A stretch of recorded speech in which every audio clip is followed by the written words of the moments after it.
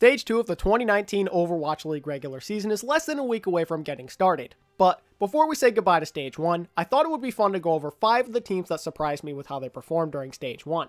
I'm basing these picks off of the teams that either surpassed my expectations I had for them, or played severely below them. And that's pretty much all you need to know, so without wasting any more time, let's get started. The first team I have on my list is the Boston Uprising. I thought for sure that this team would be pretty mediocre after losing 4 of their best players by the time the offseason ended. Striker, Gamsu, Neko, and Dreamcasper were all stars, and not having any of them on your 2019 roster pointed to a pretty disappointing year.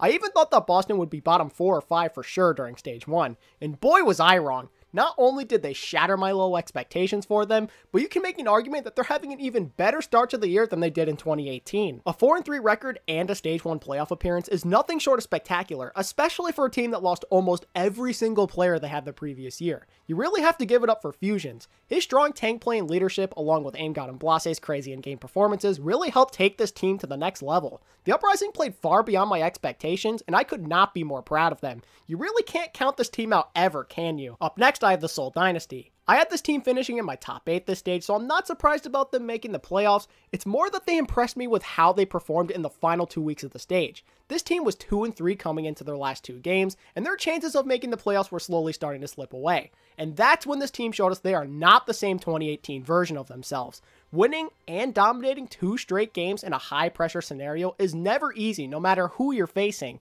Not only that, but they got through the London Spitfire, which is a team they have never beaten before, by the way. This team wasn't done shocking the world after qualifying for the playoffs, though. They then proceeded to pull off a huge upset against the undefeated NYXL, which is a team they were 0-5 against coming into their 6th overall meetup. Changing the way people perceive your team when you have constantly failed in the past is never easy, but the Dynasty did it. I didn't think they had it in them, to be honest. I'm surprised to see how far this team has come since their disappointing campaign the year before. Up next at my number 3 spot, I have the LA Valiant, and they're the first team on here to surprise me in a bad way. I don't think anyone expected them to be this bad. After dominating the second half of the 2018 season, winning Stage 4, and being a league semi-finalist, I was sure they'd be a front-runner to make the Stage 1 playoffs. But at the end of the day, it was painfully clear that they were just not in the right meta.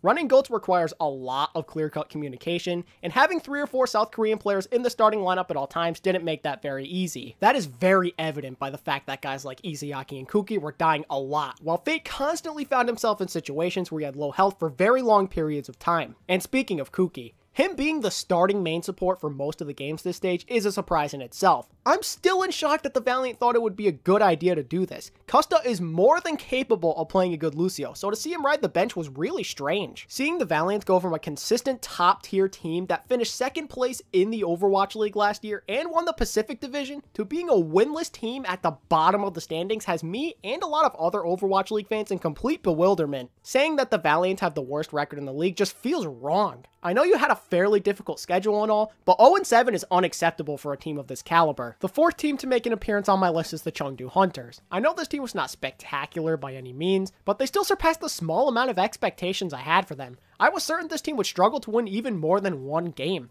But instead, they managed to defeat a few decent teams in the Guangzhou Charge and the Atlanta Reign. Taking the Stage 1 champs to a 5th map is also nothing short of spectacular. The fact that this team was able to look decent on GOATs while their projected starter and main tank has been gone is pretty impressive too. Ameng was mostly known for his wrecking ball during his days in China, but he showed that he's more than capable of playing Reinhardt as well. I have to give credit where it's due to the Hunters. Winning as many games as they did while not running GOATs nearly as often as the other teams is something to be proud of. Their map differential still needs some work, but Stage 2 seems like the perfect opportunity to do so. They have a fairly easy schedule, and the meta should be shifting pretty soon. And finally, at number 5, I have the London Spitfire. This is yet another team that surprised me in the worst way possible. Coming off a magical 2018 title run while maintaining the core that led you to the championship seemed like a recipe for success.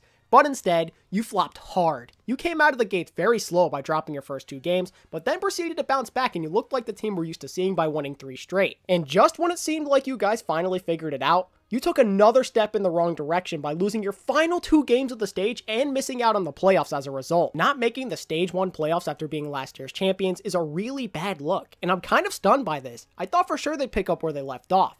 The Spitfire kind of remind me of the New York Giants, and if you're a football fan, then you'll know exactly what I'm getting at here. The Giants are very similar to the Spitfire. Back in the 2011-2012 NFL season, they went on this magical Super Bowl run, and you know what happened the year after they won the Super Bowl? They failed to even make the playoffs. Don't mess up the way my favorite football team has Spitfire. Please, please don't do it. To put it simply, London just isn't good enough at GOATs. Jester looked lost at times on Reinhardt, and don't even get me started with Birdring on Zarya. The only people who looked like they knew what they were doing were Prophet and Guard. Everyone else was really inconsistent. The Spitfire made it painfully clear that they play their best when their players make individual plays. They need DPS to make a return ASAP, and getting Jester back on Winston and Orisa would probably help as well. This team needs the meta to change sooner rather than later, or they could be in big trouble if they can't clean up their GOATs. With that being said, that's it. Those are the 5 teams that surprised me during Stage 1. Feel free to let me know what teams surpassed your expectations down in the comment section. If you enjoyed today's content, then I would very much appreciate it if you could hit that like button and subscribe as well if you're new. Thank you all so much for watching, and until next time, this is ATP, signing out. Peace.